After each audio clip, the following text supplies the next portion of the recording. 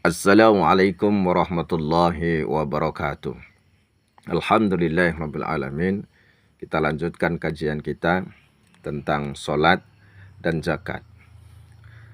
Solat, ketika kita telah menemukan diri kita sebagai makhluk rohani, kita ditentang oleh suatu kenyataan bahwa kita masih memiliki jasad atau wadah, bahwa kita masih sebagai makhluk jasmani. Manakah yang benar dari dua identitas manusia? Apakah makhluk jasmani atau makhluk rohani? Ada dua hal yang bertentangan. Maka sholat itu datang menggabungkan keduanya. Jadi sholat bukanlah mengheningkan cipta. Sholat bukan semadi. Sholat adalah gerak dohir dan batin, dari gerak rohani dan jasmani. Ketika kita sedang sholat, pikiran kita, hati kita seolah menghadap Allah Subhanahu wa ta'ala. Tangan kita bergerak, kaki kita bergerak, badan dan seluruh tubuh kita bergerak. Panduan dari gerak jasmani dan rohani kita ini di dalam sholat itu, maka menemukan diri kita sebagai makhluk pribadi. Makhluk pribadi adalah makhluk yang memiliki kepribadian, bertanggung jawab terhadap dirinya sendiri, sehingga kemandiriannya di depan Allah Subhanahu wa ta'ala itu diakui. Dengan sholat, seseorang telah menemukan dirinya sebagai makhluk pribadi. Kemudian kita lanjutkan dengan zakat.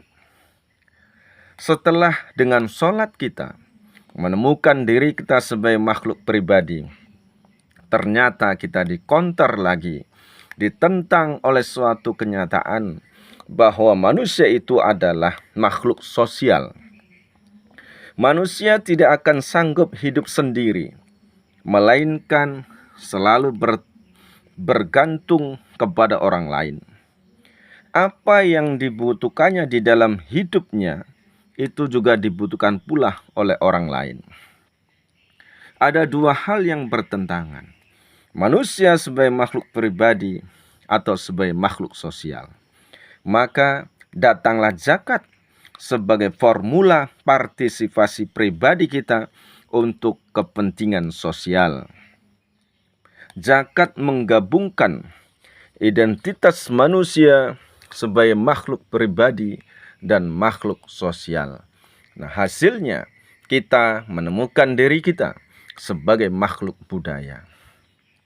Makhluk budaya adalah makhluk yang sadar menggunakan budi dan daya akalnya untuk menolong dirinya sendiri dan menolong orang lain.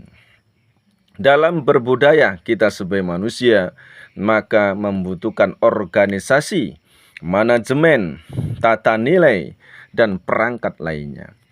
Tujuan dari budaya itu adalah agar tidak ada warga yang mati karena kelaparan, derita yang tak terobati, orang yang teraniaya, yang tak tertolong, dan sebagainya. Demikian, mudah-mudahan uraian hikmah ini bermanfaat untuk kita semua.